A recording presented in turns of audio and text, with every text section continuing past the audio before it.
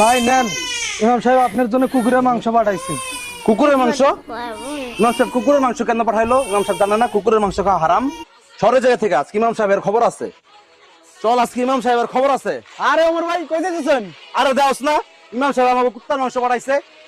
এত আমাকেও কুত্তার মাংস পাঠাইছে, কারণ আজকে সবাই মিলে একসাথে গিয়ে আজকে ইমাম সাহেবের যে কোনো একটা বিচার হবে আজকে। চলেন। ওই যে ইমাম সাহেব আজকে আর খবর আছে। ইমাম সাহেব আপনি জানেন না কুকুরের মাংস খাওয়া যায় হারাম? তা আপনি আমার কুকুরের মাংস পাঠালেন কেন?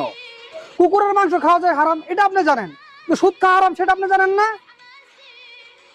হুজুর আমি তো সুদ ঘুষ খাই না, আপনি আমার কিসের জন্য কুকুরের মাংস পাঠাইছেন? আপনি সুদ ঘুষ খান না তাতে কি হয়েছে? আপনি তো মদ গাঁজা খান, এটা খাও খাই ভালো, এতে কুকুরের মাংস খাওয়া অনেক ভালো। হুজুর আমি তো সুদও খাই না, মদ গাঁজাও খাই না, আমার বাড়িতে আপনি কুত্তার মাংস পাঠাচ্ছেন কেন?